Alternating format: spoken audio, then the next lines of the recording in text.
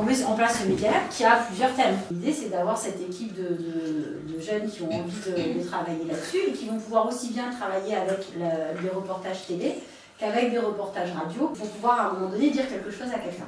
Ce qui nous intéresse, c'est de pouvoir apporter une information là en ce moment sur l'Europe, construire l'information et puis la diffuser. Donc l'idée, c'est un peu d'aller demander aux gens ce qu'ils pensent de l'Europe pour pouvoir, à partir de ce qu'ils pensent ou à partir des questions qu'ils peuvent avoir, construire les réponses. Et on va faire ça sous forme d'entretien, de films, de montage, d'interviews, de rencontres, de recherches et de voir comment est-ce qu'on donne cette info que les gens puissent comprendre. Cette première requête, on va partir sur très général. Mais ce qu'on peut faire, c'est essayer de déterminer avec vous la question qu'on va poser. En général sur l'Europe, comment suivre l'Europe c'est la question qui va répondre à le truc en fait. Que voudriez-vous améliorer dans l'Europe?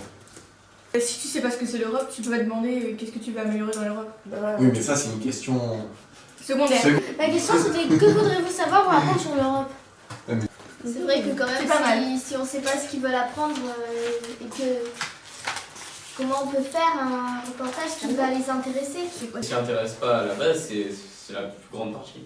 Donc c'est eux qu'il faut aller chercher. On ne peut pas s'intéresser à quelque chose qu'on ne connaît pas au début, donc il faut leur demander pourquoi ils n'ont pas voulu s'y intéresser. Après, comme on a dit, on peut commencer sur ce que pensez-vous de l'Europe, et ils vont dire je pense ça, ça, ça, donc ils vont émettre leur opinion, et à ce moment-là, on peut partir sur un truc, par exemple, sur la seconde, que voudrez-vous améliorer, ou sur la troisième. Il y en a qui m'ont demandé t'es pour ou contre. Mais on peut pas dire qu'on est contre. Je suis beau. Tu dis que toi tu connais pas l'Europe, je peux pas dire. Vous répondez pas aux questions. C'est nous qui avons écrit. Mais s'il nous pose la question, on dit quoi? On dit c'est bien. Non, tu le regardes et tu dis qu'est-ce que tu sais toi sur l'Europe? Et pour connaître la réponse, il faudra nous suivre sur Facebook, il faut que les gens après aillent, enfin Facebook ou les sites web ou la télé ou la radio, écouter RBB, aller regarder sur le site et vous aurez les réponses. Et nous après, on va chercher les réponses.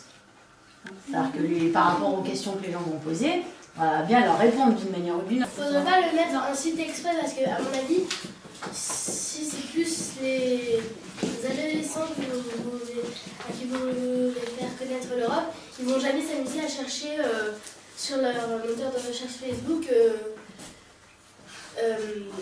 qu'est-ce qu'est l'Europe, qu'est-ce que c'est l'Europe. En fait, il faudrait créer une page, mais le faire aussi partager sur les pages des gens.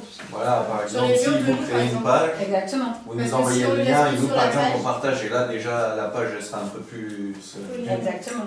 Par exemple, par Facebook, Twitter, YouTube, tout ça. Après, on peut créer un blog. Après, il faut des trucs qui attirent l'attention, parce que si c'est juste des mots comme ça qu'on va écrire ou quoi, ils vont pas se fouiller en fait à le lire. Ce que je veux dire, c'est que faut mettre par exemple une image ou quoi de façon à... Non. C'est brouillard, ce que ça soit attrayant de base. Est-ce que ça vous tente l'aventure? Vous voulez essayer? Oui. Vous rentrez dans l'équipe de reporters? Ouais. Alors, qui c'est qui est partant? Vous levez la main, ceux qui sont partants. Je sais pas. Bonjour, je suis Emma Logier. Que savez-vous sur l'Europe? Et qu'est-ce que vous voudriez savoir de plus sur l'Europe? Il n'y aura pas de questions suivantes. Merci beaucoup.